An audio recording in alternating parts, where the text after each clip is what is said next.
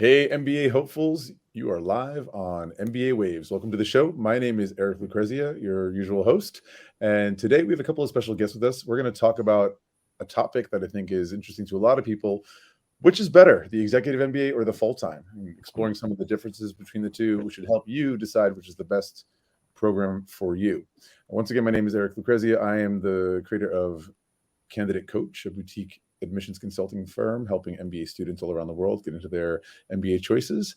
And I actually know our first guest, Kritika Srinivasan, through AGAC, which is the Association of International Graduate Admissions Consultants, which is an accrediting agency for all top MBA or admissions consultants in general around the world. Kritika, how are you?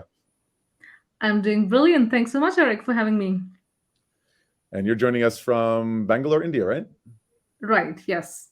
Nice. And also with us, we have Matt Clemons from Duke University, Fuqua School of Business. How you doing, Matt? I am doing well. I am here in Durham, North Carolina, and happy to be with you. I serve as the Assistant Dean of Admissions here at Fuqua. My primary responsibilities lie with our executive MBA programs, our online programs, and our pre-professional programs. I'd say that one thing that makes Fuqua maybe a bit unique in the business school space is we have 10 different degree programs that fit people at different stages in their professional development. So it's a pretty comprehensive business school for sure. Nice, Matt. Well, excited to have both of you on the show today. This episode, we're going to turn over the moderator role to Kritika, who's going to ask us questions, and Matt will be talking mostly about the executive MBA program, and I'll talk about the full-time MBA programs and the advantages of both. So, Kritika, why don't you take it away? Thanks so much, Eric. Hey, everyone. Kritika here. I'm one of the co-founders at Career Labs, which helps college students and working professionals for anything related to careers. And it's such a pleasure to be the guest host for this delightful debate. I have so many people come and ask, like, which should I go for, executive MBA or full-time MBA? And today, I think we'll get the answer for it. So diving deep inside the first one that people have. I just have to ask this, like, why does like the full-time MBA class profile have very few students over 30 years of age? Okay, well, I'll start it off with that if that's okay. Full-time MBA programs tend to target people who are in their young to mid 20s up until young to mid 30s, depending on where you're talking about, right? Full-time MBA seekers are generally younger on the spectrum. They are often looking to make a major career transformation. Could be about changing sector or industry, could be about changing function or role, or could be about changing country, or a combination of any of those three.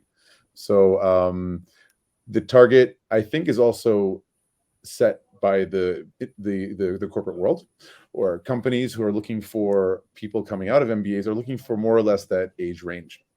Could the positions that MBA holders, as they graduate, tend to fill are more appropriate for that. So I see business schools as sort of gatekeepers for the corporate world in that sense. Thanks, Eric. Matt, what do you think? So yeah, for full-time programs, I think it would be more common for someone to be either making a hard pivot, like they're doing one thing and they want to do something radically different, and maybe jumping the gun a little bit on your question, they would have the opportunity to do that because they'll be able to engage in an internship, for example. They have the time to do that. It's built into the program. And they're at a stage in their professional development where their trajectory is just starting to go up. And they really need that. They feel they need that business school education to give them that boost and that credential to be taken seriously and to be able to perform at a level that is going to allow a company to place confidence in them, give them more senior level responsibilities and kind of on a growth path. So I think that traditional full-time programs attract people who are definitely earlier in their careers and may want to make a radical type of change in their development.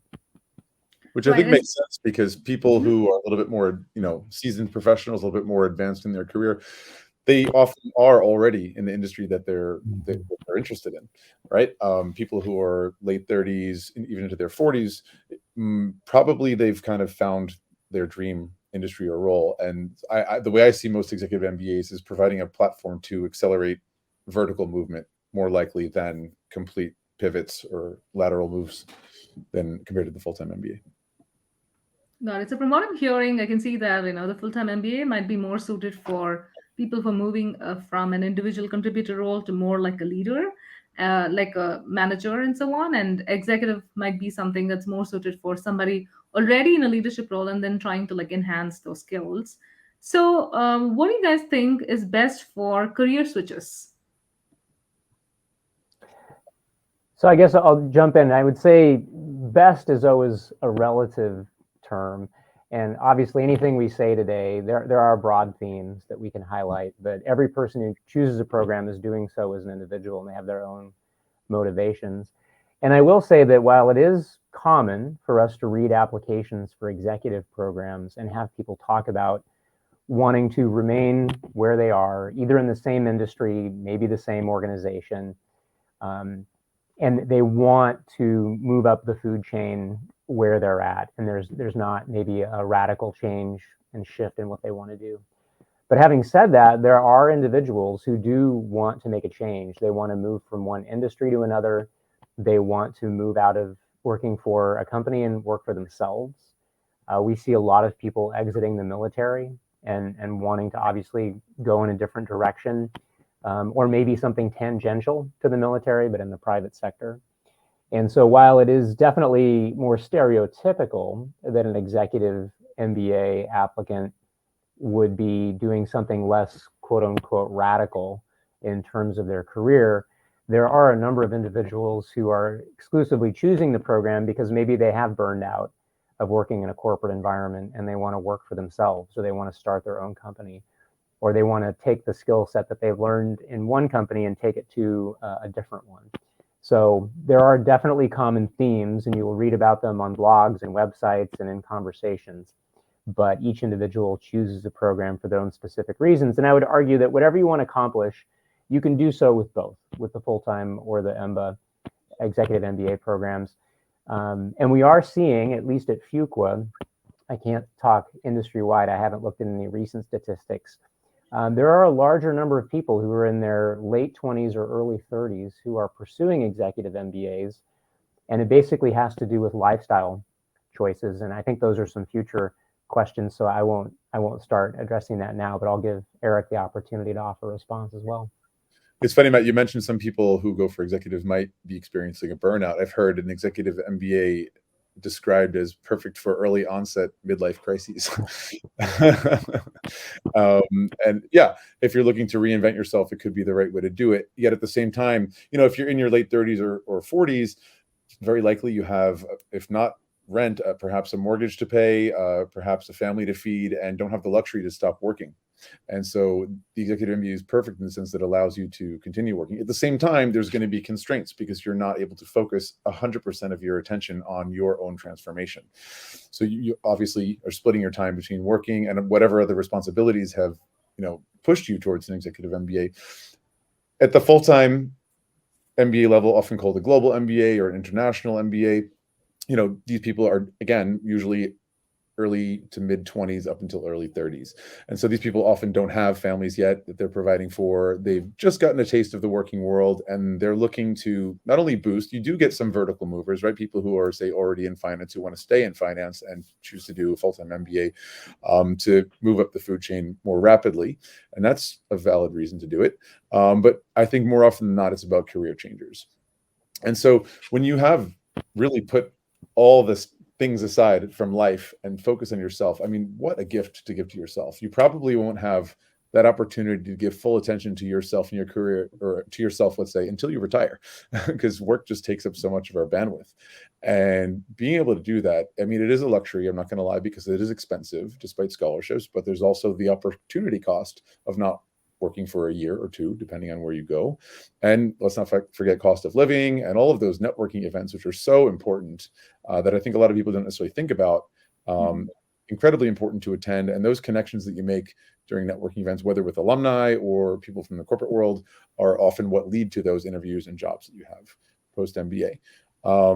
That said, because you're really focusing 100% on your own development during the program, you have so much more flexibility in how you spend your time. Yes, you have classes in a certain structure, but you can choose to focus your attention on the very things that are going to lead you towards your dream job, or at least the next step in your career. And at the same time, because you've stopped working, you have the choice to go anywhere in the world, really. And if, say, for example, you're from Europe or North America, and Asia is a market that's been drawing your attention for a while, well, you can go and study in Asia. And by the way, everyone else in the program can too come from everywhere. So I think you also benefit from a lot more diversity and immersing yourself in different countries, cultures, and ways of thinking about business that completely reshape not only who you are as a professional, but as a person. You think there's so much personal growth that happens more in a full-time MBA than you would in an MBA, in an executive MBA. And a slight counterpoint to that, we talked about this being kind of a debate kind of format. In an executive MBA program, the typical person you're going to be classmates with, average age is typically somewhere in the late 30s or early 40s, depending on the program that you're in. And the number of people that these individuals are connected to is probably more than someone in a full-time program, and the level of seniority and responsibility of those that they are connected to is typically at an advanced level. And so it's a different kind of networking. I would say that all networking at its core is really the same, but the quality of that networking can also be something to think about. And if you are looking at an executive education program and saying, well, the opportunity to network is not going to be as good as in a full-time program, I would say it's different. A lot of the programs, executive programs, may be a bit smaller. We do try to create on-campus opportunities for the executives to come to campus and interface with students in other programs. But also someone who is 43 years old and the executive vice president at a consulting firm, their network is very different than a 28-year-old who worked at a consulting firm, starting their career, and then stopped to go to a full-time MBA.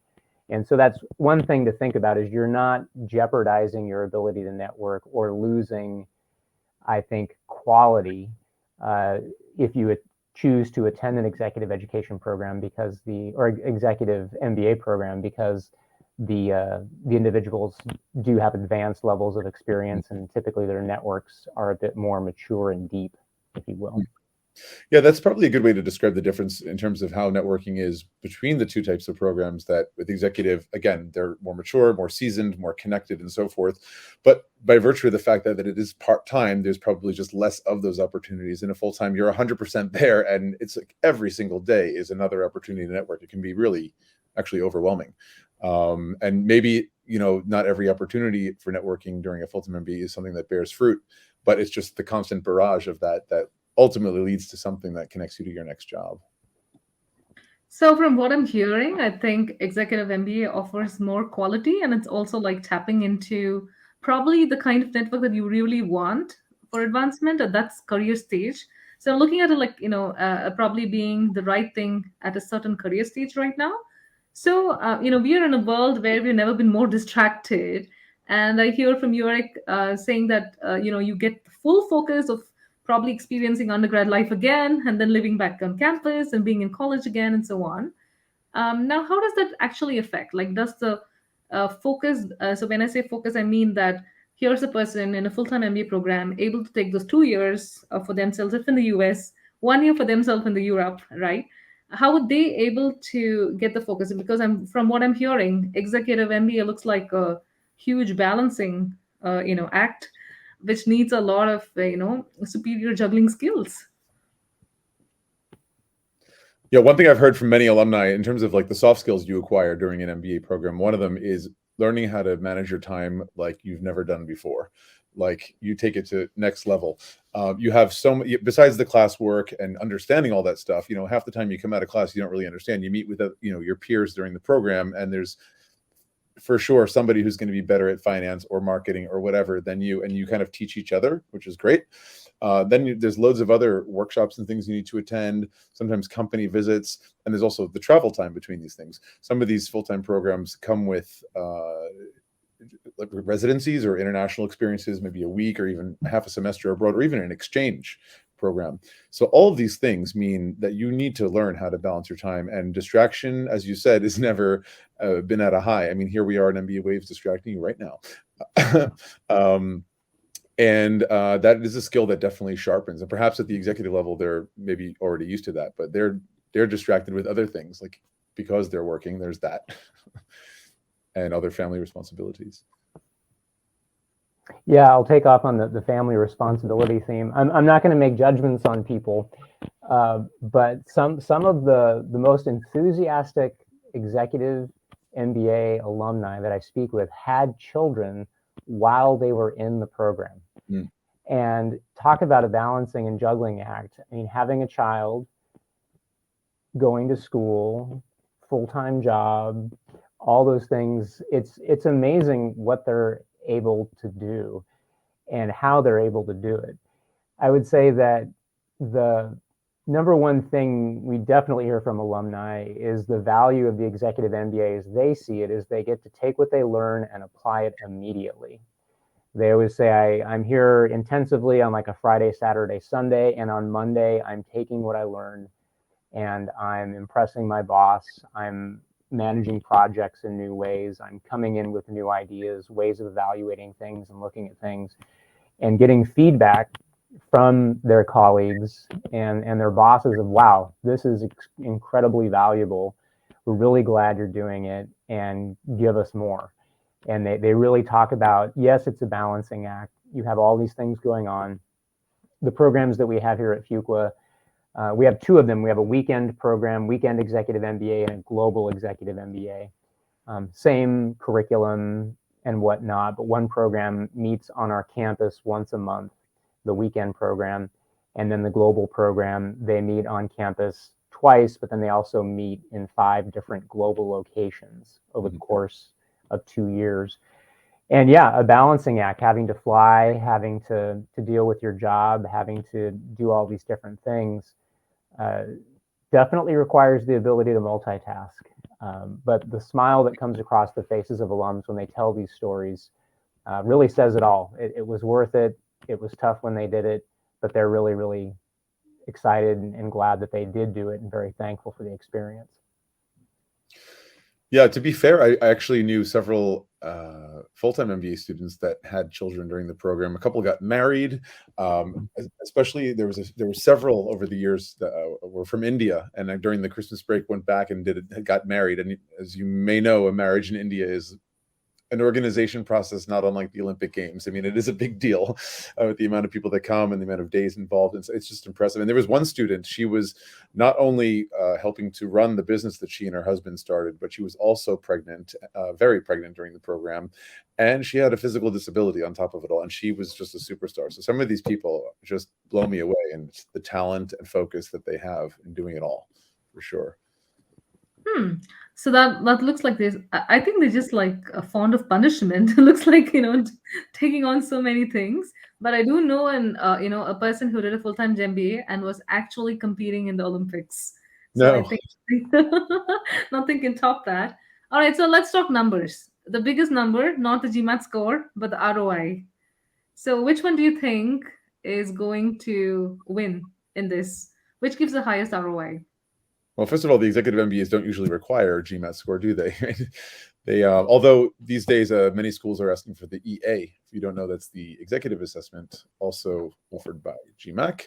But yeah, in terms of return on investment, I'll let Matt speak to ROI in terms of executive results, because I haven't worked with that many executive MBA students. But with the full-time MBA, you can see a pretty big range, and that's largely going to do to where you end up working post-MBA.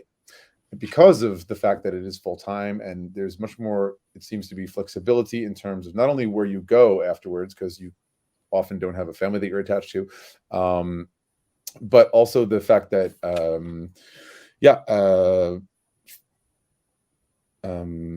if you relocate to a country where the economy is a lot stronger and salaries are a lot higher, that's going to show up in your ROI.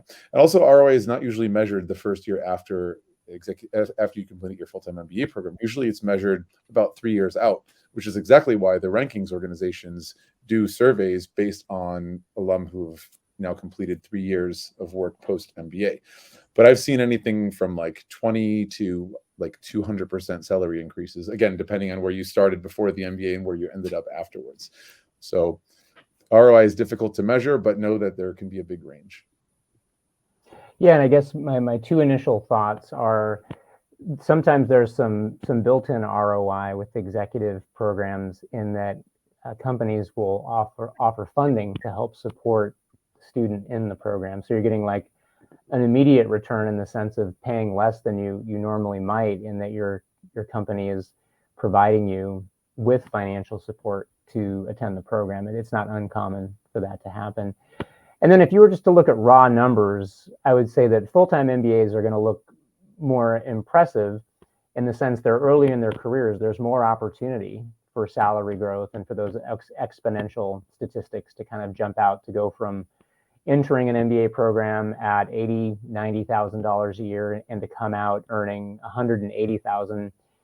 You'd think, wow, there's so much more opportunity for full-time MBAs. Well, those entering executive MBA programs, they're already at an advanced salary level, and perhaps the percentage increases may be not as impressive as what you would see with a full-time, but they're starting at a radically different place in their career. So all of the career stats reports are on websites, and I encourage people to look at them. But there's also a realization that for the most part, again, general themes here, those entering executive programs are at a much more advanced stage in their career and have already achieved a salary level that someone entering a full-time MBA program would not be at the same point in their careers for the most part. It's also important to mention that ROI is not only measured in salary. There's also, title. There's, other kind of benefits that may not be visible in terms of your gross salary, like bonuses and so forth. And there's job satisfaction, happiness. And as you mentioned earlier, the type that might be at the burnout stage as a reason to go for an executive MBA is probably finding something that makes them happier. And that might even be a salary reduction. And I've seen that also in the full-time MBA. For example, one of the schools I used to work at, one of their focuses, or specialties at this school, was luxury brand management.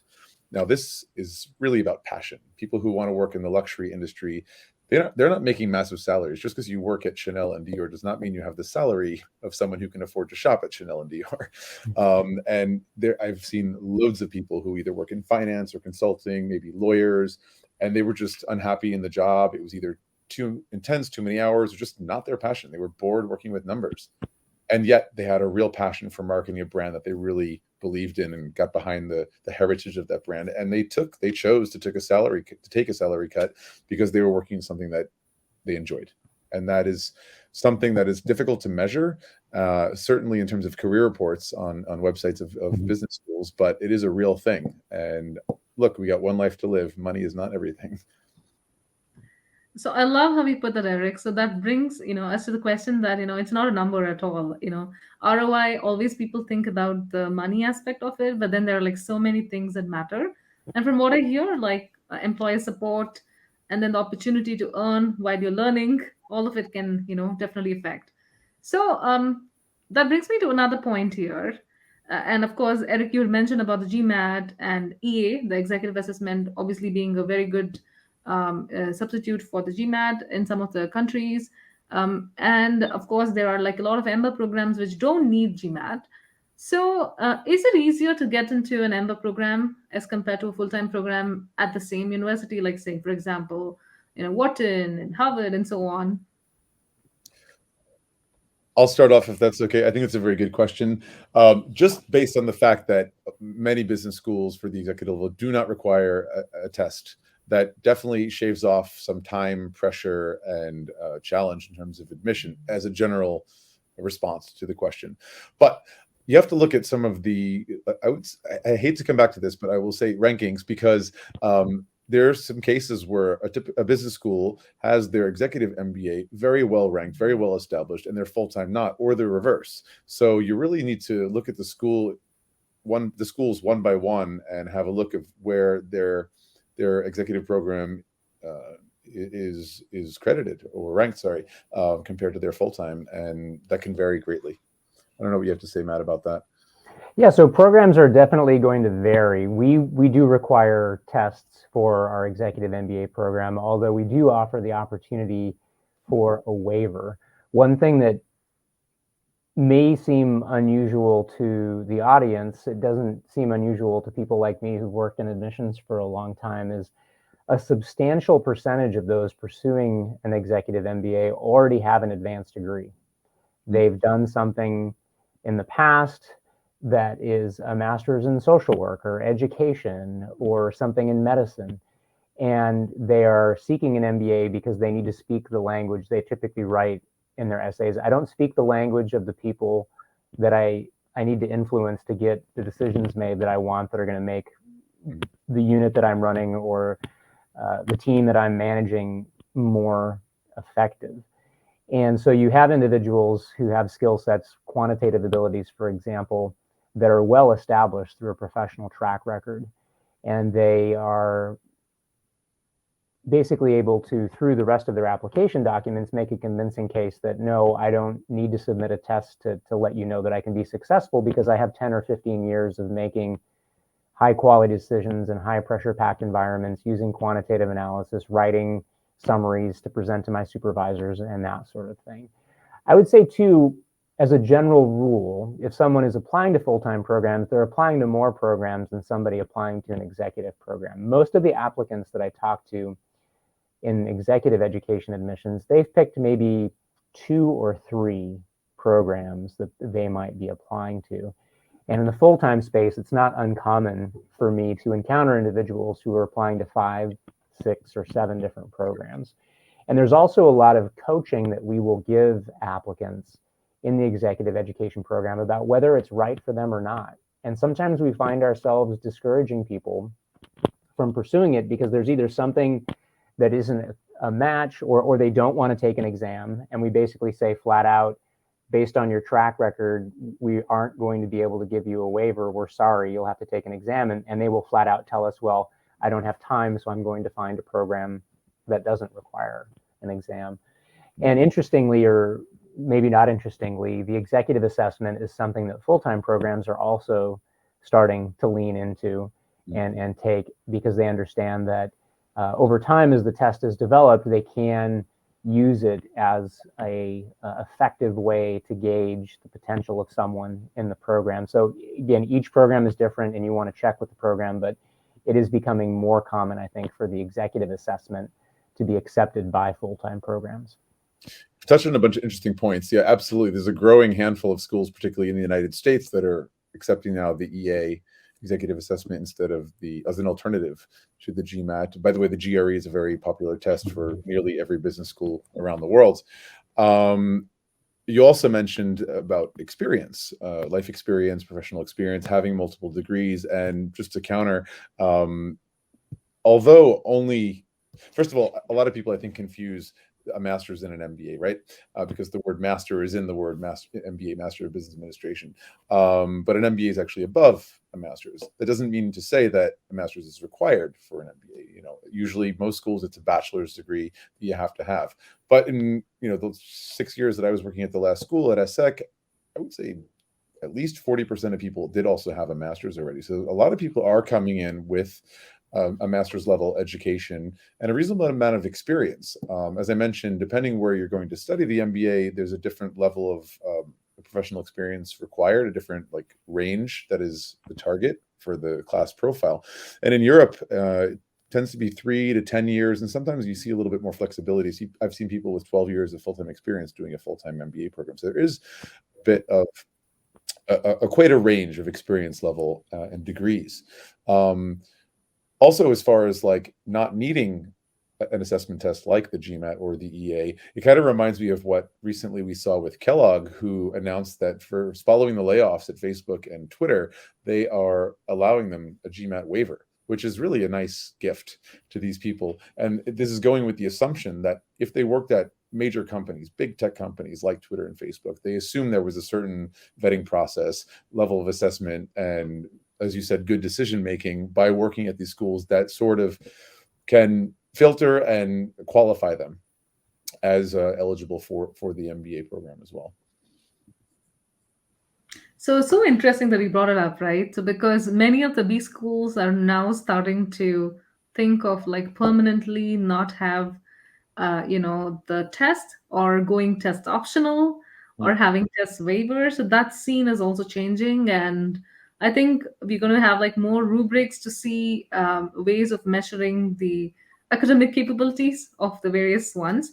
But from what I'm hearing, looks like the competition is a lot lesser in the EMBA space, and of course, people have other ways to demonstrate their abilities to come into the program. So, and then coming on to the other aspects, I would say, which I think is very important, and Eric had like touched upon it a little bit before. If you want more time for yourself, right, should you go for a full-time MBA program or for the EMBA program? In terms of, I'm talking about more of personal development, and also like identifying a leadership style, and identifying a person that you are or that you want to be, and so on. So what should you do? Which one should you pick? Oof. I think both of them are pretty intense.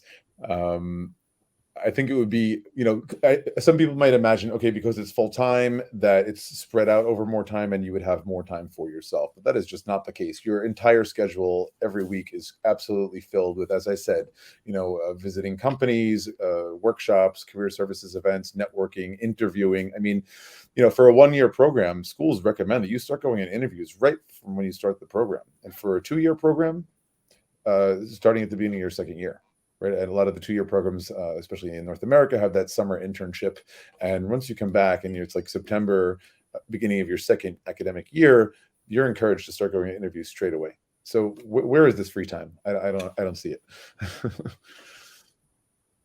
Yeah, and on the executive side, a consistent theme I hear alumni and current students talking about is the importance of setting up a schedule. And it's not entirely rigid, but I was hearing the story of one alum who basically said, okay, I went to my husband and I said, for the next 24 months, we won't be doing anything on a Friday night because I am going to be locking myself in my room and I cannot be disturbed, because if I am not given that time to dedicate from 5 or 6 p.m. until midnight or 1, I won't be able to do all the other things that we want to do throughout the week. And that just being an example of saying from the very beginning of the program, I have work, I have my personal life, and I have my academic life. And I need to figure out a way that I can balance them. And most often it's setting off particular blocks of time to accomplish what they need to and remain healthy and sane. But as far as development is concerned, the program staff and the career services staff from the very beginning also say that this is a growth experience and you need to be thinking about how you want to grow, what it's going to take, how you're going to strategically do that, setting aside the time to do it. And I guess, again, the nice thing, you put it very well, you can earn and learn at the same time. You can be taking what you're learning in the classroom, applying it right away, seeing if the results work. If not, take it back to the faculty member and say, I tried this, it didn't work. And it's kind of like this laboratory experiment that allows you to get feedback, as opposed to in a full-time program where you're cramming everything into your brain. And yes, you may have an opportunity through an internship to experiment with it. But in the executive MBA program, you get to experiment, you get feedback, you can modify on the fly, get additional resources, and really have that living organism of the academic and professional merge together at the same time.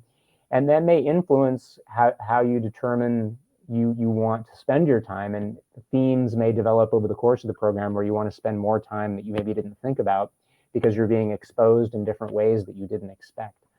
And so there is that aspect of it where you're earning a living, you're learning at the same time, and merging those two things together has a lot of value. That's so beautifully put, Matt. All right. So, here's what I would say is like the money question would be, what are the 3 reasons someone should be looking at either an EMBA or a full-time program? So, like, final conclusions. Matt, you want to go first? Well, I think we've emphasized the earning potential. You don't have that opportunity cost of losing your income. Secondly, the vast majority of people, if we are measuring it just in terms of numbers, and Eric, you wisely said that life isn't all about money or what's in your bank account. It's more, my father told me, if you don't have your health, you don't have anything. So you need to take care of yourself. And so the earning potential, you will see in the statistics that a lot of the executive MBA programs are providing an opportunity for people to advance to levels that they hadn't been before. And so both title and monetary compensation would be second. And then third, I guess, is just again, a non-monetary theme of the network of advisors that you're developing throughout the program. We just had an event last week where we invited alumni, current students, and prospective applicants to come together and listen to a faculty member and an alum talk about the topic of healthcare and business. And in the after party, there were 2 examples of alumni who had met other students in the programs and actually started their own enterprises while they were in the programs. And so there's that aspect of your career development and your trajectory that can change based on those relationships that you develop in the program, which would be no different than the full-time program in some sense, that the connections you develop can blossom into things that you might not expect.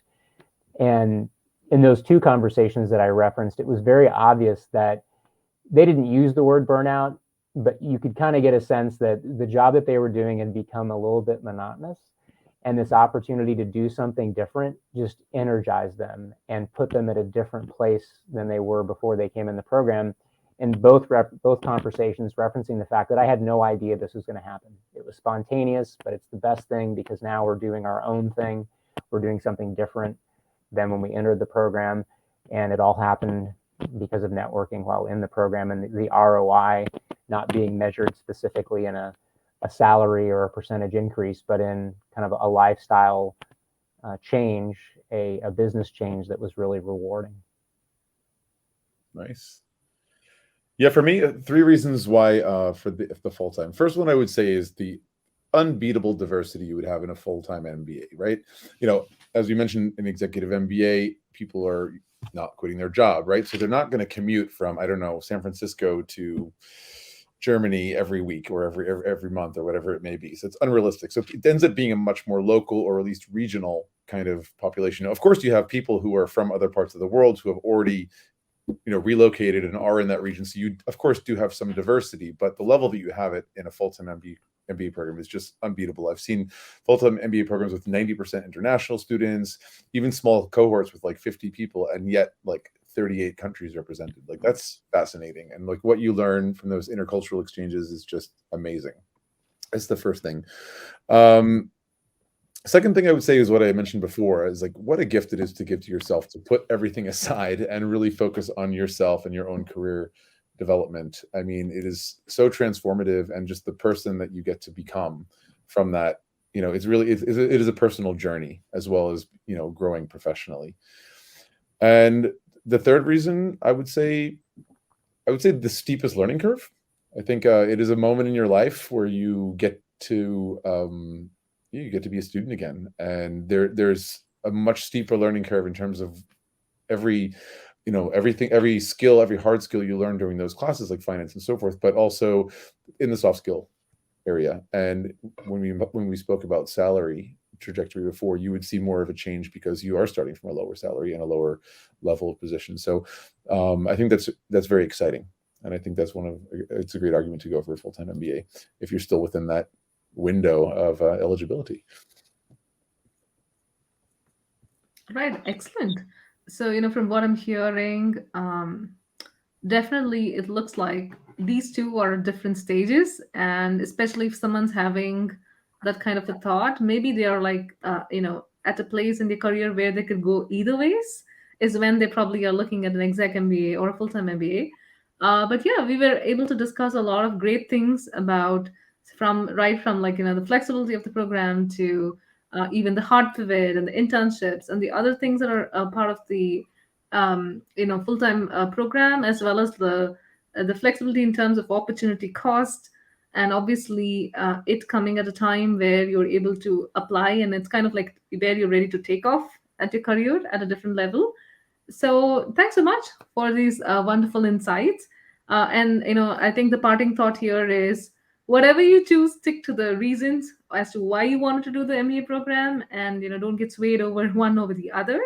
And the good news is that there are so many ways to reach the same goal. So thanks so much, Matt and Eric. And over to you, Eric. Thank you both for joining us, and thank you for everyone in the audience who listened to today. I just realized that a comment came in from David, and maybe we can address that. I'll pop it on the screen. As a current global executive MBA student at Fuqua, so one of yours, Matt, I can confirm this experimentation and what Matt said. Combining academic and professional lives at once, seeing what is useful and readjust when things need better improvement. Yeah, thanks, David, for commenting. Matt, I don't know if you want to respond to that or... Thank you. It kind of confirms what we hear. I would say that the common theme between the two programs, if I'm walking down the hall here at Fuqua and I bump into a full-time, and then 10 steps later after that conversation, I bump into an EMBA, the same level of enthusiasm exists. They're very excited to be here. They've chosen to be here for specific reasons. And I guess one of the things that's nice at Fuqua is we have what we call Fuqua Friday. From 4 to 6 p.m., there's beer and wine and food that is available. And that just happens to be when our executive MBA residencies are. And so the executive MBAs are invited to that. The full-time students obviously get to participate in Fuqua Friday every week, but our executive MBAs get to do that once a month, and they get the opportunity to rub shoulders with one another and have those conversations. So thank you, David, for your comment. We appreciate it.